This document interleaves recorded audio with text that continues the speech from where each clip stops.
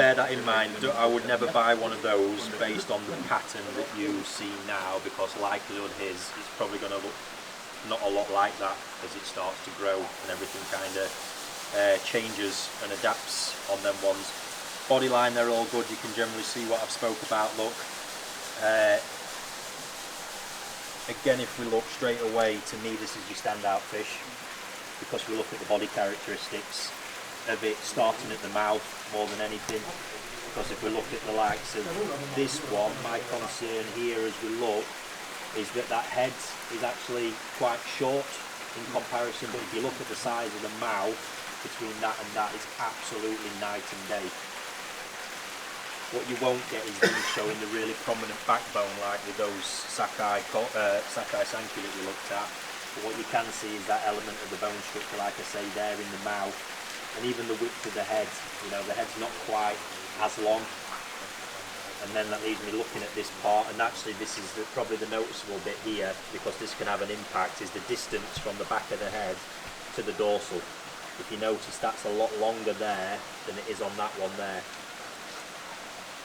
So likelihood is with that fish, you're not going to develop, that's going to outgrow that one at a serious rate as they start going, and as we get into the bigger sizes, you're going to have this one carrying a really nice body line, and likelihood is with that one, looking at it, we might as well, looking at the body here, start developing a body. Because there's no height, it's going to force all that weight underneath, and you're likely going to end up with a, especially if it ends up being female, a more plump fish, because all the egg will also be getting forced into a condensed area around there, which will be a problem, and that is because of your bone structure and your body line mixed. You can really see it, look, as well, like the taper on that one. There is a taper, but generally the thickness is a bit more consistent and the taper is more gradual. But when we look here, it actually, I think when I see that, it nips a little bit there and then goes quite a lot thinner. And that's all the parts combined there that then concern me about what that's going to become body-wise as that kind of grows and moves forward. It's why this stuff is really, really, really important. You can see even that one, that's got, I like the body line of that fish, you know, everything's nice, the head's good, but you can also then see the difference. Those two fish are the same age, and you look at the difference in the size of the head and the general setup and size of the body, just worlds apart. That's not to say either of them are bad, it's just likelihood is that will always outgrow that fish.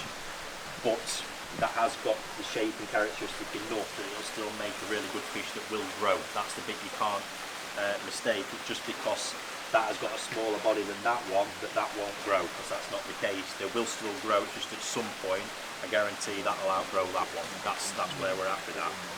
And again, this fish, really, really pleasant as well. I'd probably put that number 2 to that one. What I'm seeing with that one is the sumi quality actually looks a little bit higher than any of the others in there. And the reason I'm saying that, and the element I'm looking at, is the Motogoro that I mentioned earlier.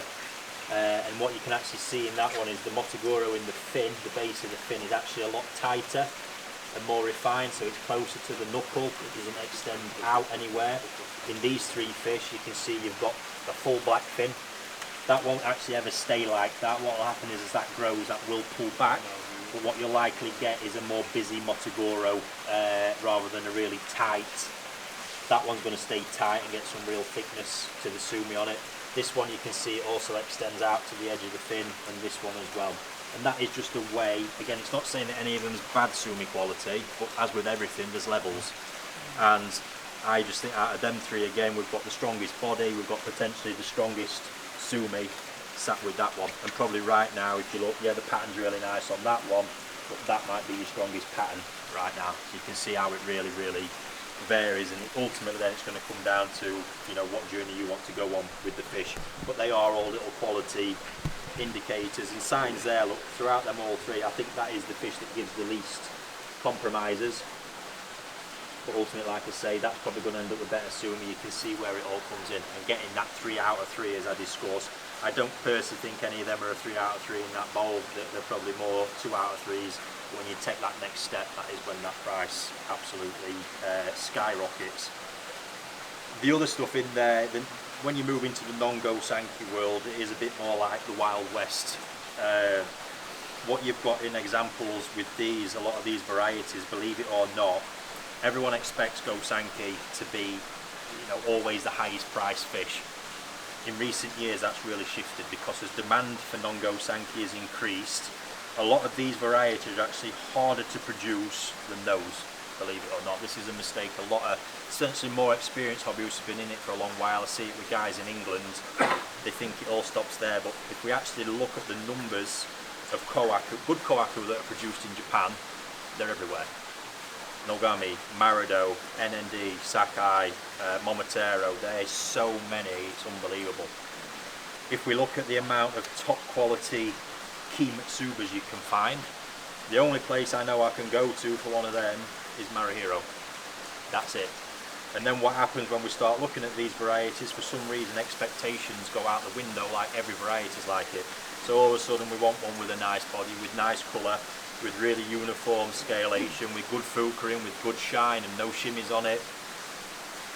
The only one you're going to find like that is likely in that big round pond at Marihiro. And for that we're going to have to sell body organs and probably club together to do it. That is reality. Those varieties are so tough, really honestly so difficult to produce, and numbers of top level ones so few and far between. So in reality you're going to expect to pay a lot more.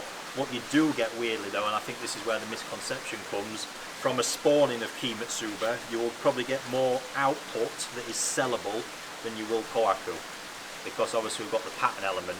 You will get a lot of Kimatsuba that are nice and shiny and great looking. Obviously when a kohaku's got a really bad pattern it has no value, but a shiny Kimatsuba has, and as a part of a mix as these guys sell them, it's really useful. But like I say, when we're moving to real quality aspects, there's a lot of technicality to these varieties. Yamabuki Ogun's yet another one. I was actually grading some Yamabukis I've got from Izumir the other day, and I did say to the guy who works with me, I says, I would never want to breed this variety. They just seem impossible. There's so many elements, especially when we get right into it, and I don't like unleashing this one on people, but scale lines. This is something that, it's kind of one of these things, when you start to see it, it changes the way you look at fish and it gets frustrating. Karashigoi are a prime example because they've been very prominent. We look at the way the scales are obviously all lined up on the body. Generally we've got uniform lines. Chagoi, again, you expect to see it, uniform lines. When you're kind of uninitiated to this, you don't see it.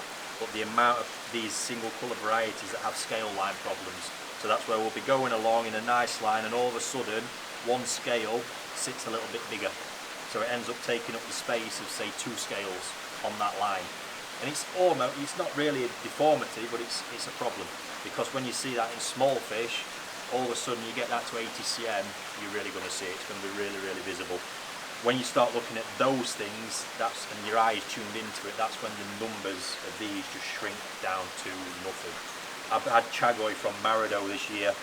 For the first time I've actually ever had them. They're quite hard, very desirable, but quite hard to get. And yeah, through the selection process, the only real thing I was looking at was scale line. I had 400 of these things to go to, and within an hour, I was ready to walk away. Because you imagine I'm picking every fish up now. My eyes got to the point where I don't see the detail, but very quickly I can just see something's not right, and then I can look in more depth. And the quantity of them that actually had scale line problems was phenomenal. Hence why when you see these big Chagoi that are perfect, they command the serious sums of money that they now do, because the amount of waste getting to that point is just insane. The problem, again, the misconception is from a spawning of Chagoi you get a lot of sellable fish, because even then with the scale line, a lot of people who might buy that fish generally don't care. They're happy just to have a nice, you know, brown looking Chagoi in the pond that will grow. They will still all grow, they've got that problem, but this is where the value really comes into it. And all them varieties are the same. Akamatsuba, exactly the same. We get a few interesting variants of that. He's now got the Ginrin that he produces as well, which are fantastic. Benigoi, another interesting one. Years and years ago, Benigoi were thrown away. They were in the Gosanki spawning, they were just discarded because they had no commercial value. Then all of a sudden we get the change in demands, and all of a sudden there becomes demand for Benigoi. Then all of a sudden breeders start keeping them, because you'll get Benigoi from kohaku spawnings, you'll get them from Showa spawnings as well. And as they took off, it was amazing. The big brand breeders got hold of it all of a sudden. And then you saw Dainichi all of a sudden keeping all these Benigoi from their most prominent Kohaku sets, and we just saw the value of what once was a waste product absolutely skyrocket. We've now got lineages. Marihiro actually has a dedicated breeding line for Benigoi, so does Yagenji, and then you get, like say, the other farms, big Gosanki producers, such as Dainichi, have Benigoi often from Kohaku or Showa lines. And even now, you then obviously see Sakai take it to the extreme with the mango line. The super mango Benigoi is just absolutely insane, but they've been bred for that real purpose, again, as a dedicated line. But again, they have all the same issues as I've just described. Scale line, people want the blood red colour. You have to accept with them when they're younger, they're not going to be blood red. Again, another problem people have, and especially then with young Heeltsori, that's exactly the same. I think it's designed, most people want a blood red Heeltsori in their pond.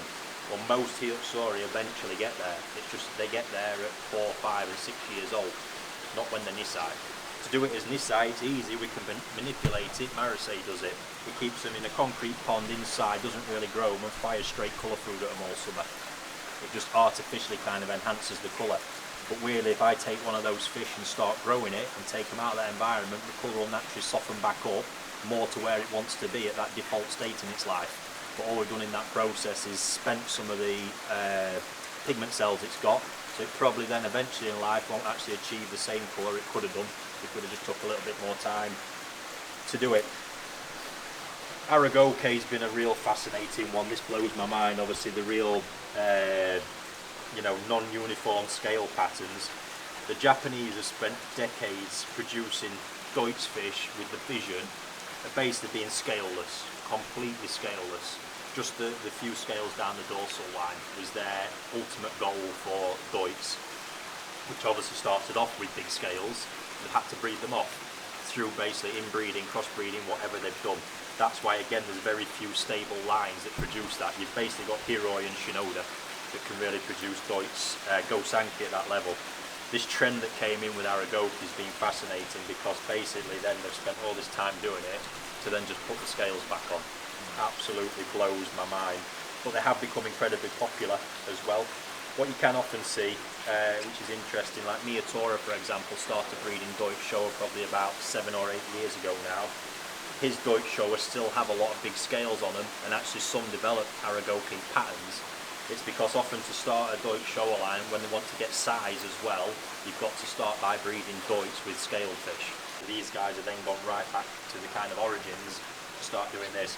What it does mean is you've got a fish, a Deutsch fish with huge growth potential, interestingly, more so than Deutsch typically, because when they're heavily inbred to be scaleless, that's when you start losing the size potential, and why Deutsch fish typically don't grow so well. These things are beasts, and if we see the ultimate, in my opinion, of this has been the Dainichi Black Zeus line. I actually grew, I've got 2 examples and I was straight on it the first year they produced them.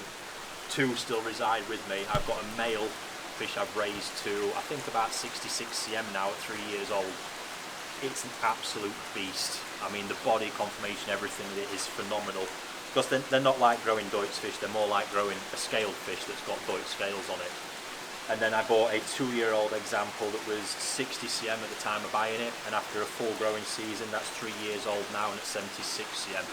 And it's got the most remarkable body line, and it's a fish that will easily grow to 90 cm and beyond. So yeah, the Aragoke stuff, really interested in that scene and what's going on at the minute. Then some Kohaku then. Mariyama, Lars? I think this? Yeah. So this again, lineage is phenomenal. Mariyama's one of the big, so he's one of a level of breeder for me that sits, you've got Sakai, Dainichi, Momotaro, all kind of very close in that respect, and then there's a level of breeders that sit kind of just underneath them guys. Mariyama being one, you've got a Nogami, Marido, it's them kind of guys that I'm talking about that sit in this kind of level. Super high level still, just probably not producing the same volumes. Weirdly, a lot of these guys all originate from the same place. They were all Dainichi students from back in the day. There's actually a club called the Dainichi Obi Kai, and it's this group of exceptional breeders now in their own rights. Omasako was a part of it.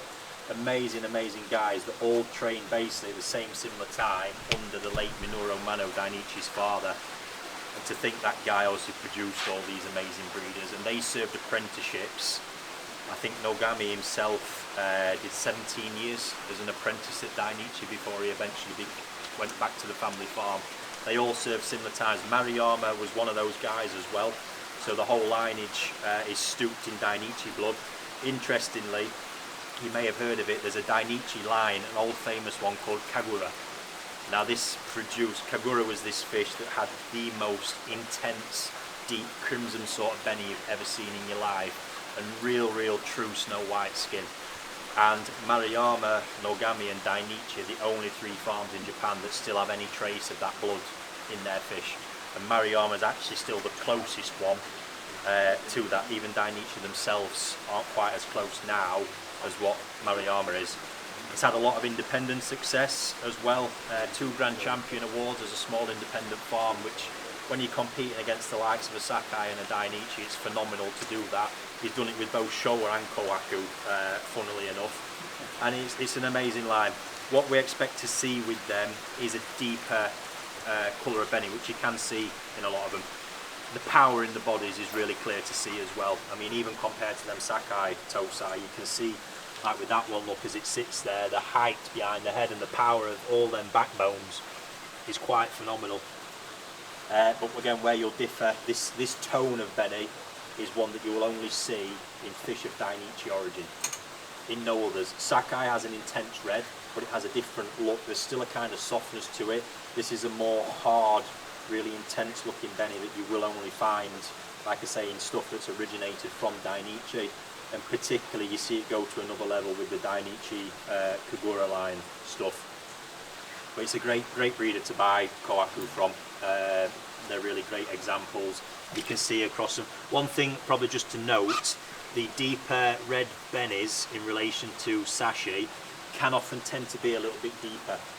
So rather than what I said about the scale depth, sometimes with a deeper red benny and mainly just this lineage, we can see it be sat a bit deeper in the young fish, but that's because there's so much depth there, and depth in the second layer of skin, it tends to sit a bit more prominent when they're younger. But that's where the things I've mentioned really come into play about the consistency of that colour and the consistency of it across the edge of the pattern, which is really important at that point. But do expect to see it a bit deeper in Kohaku like those, to be honest.